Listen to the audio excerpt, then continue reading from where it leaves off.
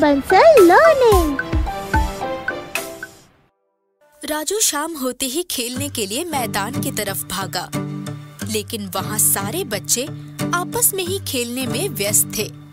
सबके पास खेलने के लिए अपने खिलौने थे, बस एक बेचारा राजू ही था जिसके पास खिलौने नहीं थे। राजू के पापा की आमदनी भी इतनी नहीं थी कि वो बाकी बच्चों के पापा की तरह राजू को भी खिलौने दिला सके। राजू ने क्रिकेट खेल रहे बंटी से पूछा, बंटी, क्या तुम मुझे भी अपने साथ क्रिकेट खेलने दोगे? तुम्हारे पास बैट या बॉल है? मेरे पास तो दोनों ही नहीं है। फिर मैं तुम्हें नहीं खिलाऊंगा। कहकर बंटी फिर से अपने दोस्तों के साथ खेलने लग गया। बेचारा राजू उदास होकर वहीं बैठ गया और बच्चों को खेलते हुए देखने लगा। शाम को सर झुकाए राजू घर लौटा। उसके पापा ने उसे उदास देखकर पूछा, राजू, क्या हुआ बेटे?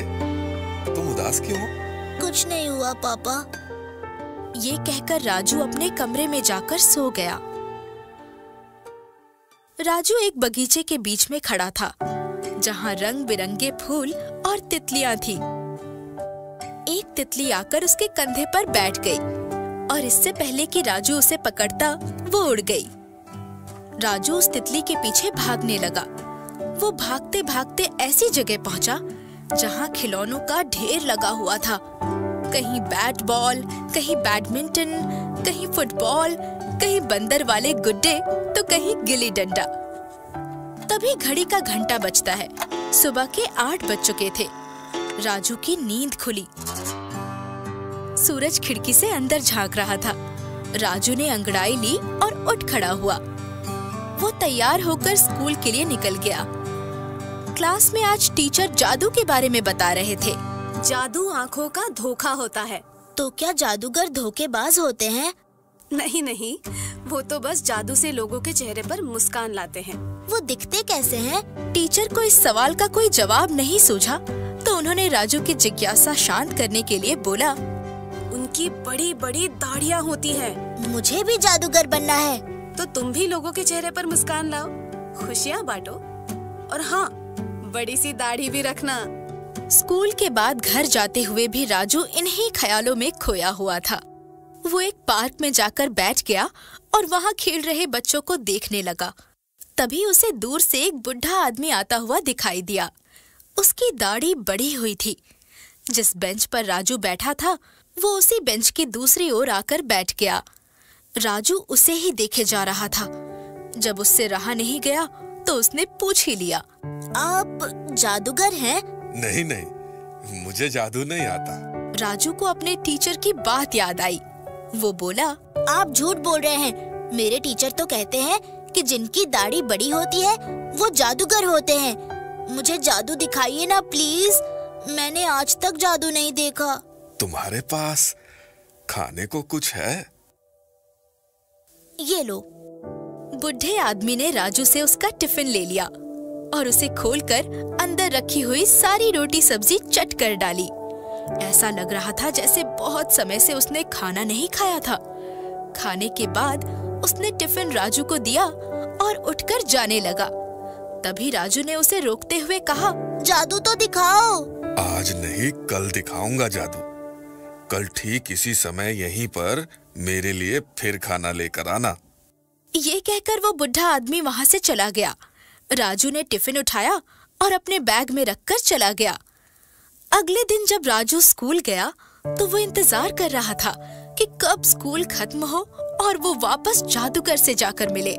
यहाँ तक कि उसने लंच में खाना खाते हुए भी अपना आधा खाना उस जादूगर के लिए बचा कर रखा था। जैसे ही स्कूल की छुट्टी हुई, राजू ने अपना बस्ता उठाया और भागते हुए उस पार्क में पहुंचा जहाँ पर उसे उस जादूगर से मिलना था। जादूगर वहाँ पहले से ही बैठा हुआ था, जैसे वो राजू के आने का ही इंतजार कर रहा हो। राजू को देखकर वो खुश हो गया और पूछा, खाना लाए हो? राजू ने झटपट अपने बस्ते से टिफिन निकाला और उसे दे दिया। हाँ, ये लीजिए। थोड़ी ही देर में उस आदमी ने टिफिन की सारी रोटी सब्जी फिर से चट कर डाली। खाना खाने के बाद उसने एक लंबी डकार ली और उठ खड़ा हुआ। राजू को देखते हुए बोला, तुम्हें खिलौने पसंद है? हाँ, बहुत। लेकिन मेरे पापा के पास इतने पैसे नहीं हैं कि वो मेरे लिए खिलौने खरीद सके, और इसीलिए मुझे कोई अपने साथ खिलाता भी नहीं है। इस बात का उस आदमी ने कोई जवाब नहीं दिया। बस उसने एक हाथ ऊपर आसमान की तरफ उठाया और जोर जोर से घुमाने लगा। थोड़ी ही देर में उसने अपनी हथेली खोली। उसकी हथेली में एक गेंद थी। उसने वो गेंद राजू को दे दी। राजू ये देखकर खुशी से फुला न समाया। राजू ने झटके से उसके हाथ से गेंद ले ली। कल फिर यही मिलना खाने के साथ। तुम्हें जादू से और खिलौने बना के दूंगा। ये कहकर जादूगर चला गया। राजू भी खुशी खुशी अपने घर आ गया।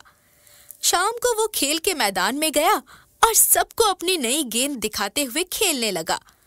उसे देखकर कुछ लड़के उसके पास आए। राजू, हमें भी अपने साथ खिलाओगे? हाँ, क्यों नहीं? सभी लड़कों ने गोल घेरा बनाया और कैच कैच खेलने लगे। बंटी ने देखा कि सभी लड़के उसके साथ ना खेलकर राजू के पास जा रहे हैं। उसे बहुत गुस्सा आया, लेकिन बेचारा बंटी करता भी तो क्या।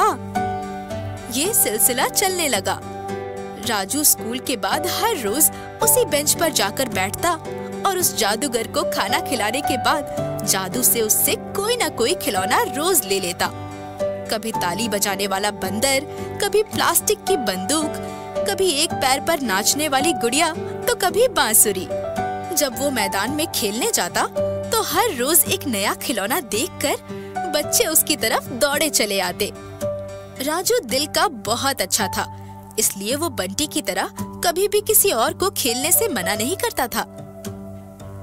हमेशा की तरह राजू स्कूल से छूटने के बाद उसी बेंच पर जाकर बैठ गया। जादूगर अभी तक नहीं आया था। राजू ने करीब 1 घंटे तक उसकी प्रतीक्षा की, लेकिन फिर भी वो नहीं आया तो वो उदास मन से उठकर घर चला गया। अगले दिन भी यही हुआ। राजू ने फिर उसी बेंच पर बैठकर उसकी प्रतीक्षा की। वो जादूगर फिर नहीं आया। दिन बीतने लगे। राजू को अपने जादूगर दोस्त की बहुत याद आती थी। एक दिन राजू जब स्कूल से वापस आ रहा था, तभी उसको उसका जादूगर दोस्त दिखाई दिया। उसकी हालत पहले से खराब थी। वो कमजोर लग रहा था। राजू ने बिना कुछ कहे चुपचाप उसका पीछा किया और उसके घर तक जा पहुंचा। जैसे ही जादूगर की नजर राजू पर पड़ी, वो चौंक गया। अरे राजू, तुम यहाँ? आप कहाँ गायब हो गए थे? वो तो अच्छा हुआ कि मैंने आपको रास्ते पर जाते हुए देख लिया। आपको पता है, मैं अभी भी हर रोज पार्क में बेंच पर टिफिन लेकर बैठता हूँ और आपका इंतजार करता हूँ। आज भी लाया हूँ। राजू ने अपने बस्ते से टिफिन निकाला और उसे खोलकर उस जादूगर के सामने रख दिया। ये देखकर जादूगर रोने लगा।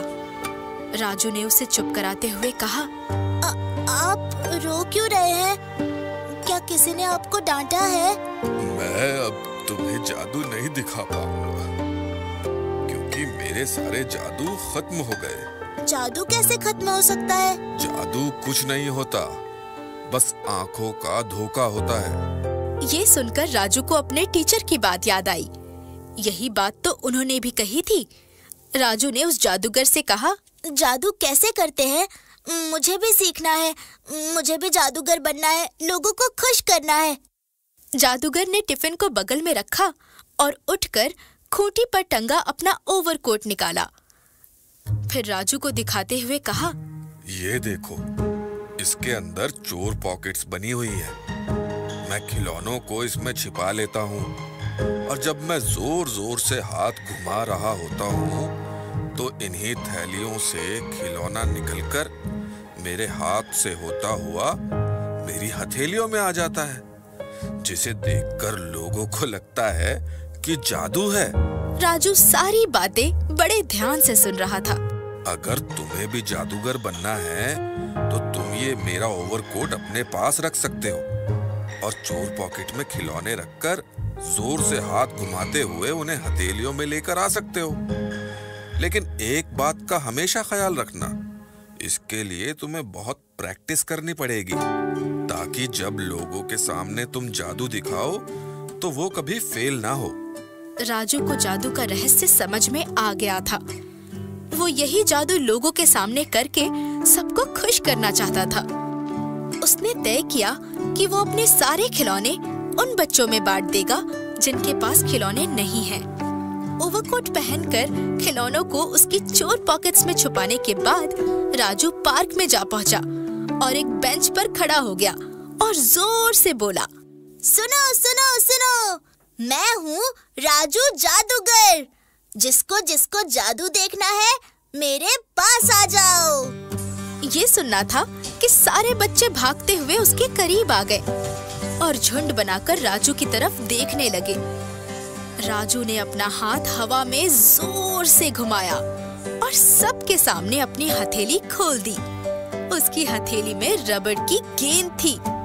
उसने गेंद को बच्चों के बीच में उछाल दिया। खुशी के मारे सारे बच्चे चिल्लाने लगे। दूर खड़ा बुढ़ा जादूगर ये देखकर मुस्कुरा रहा था। राजू अब राजू जादूगर बन चुका था। राजू ने उसकी तरफ देखकर आंख मारी और बच्चों को जादू दिखाने में लग गया। इस कहानी से हमें ये सीख मिलती है कि दूसरों को खुश करने से बड़ी कोई खुशी नहीं होती।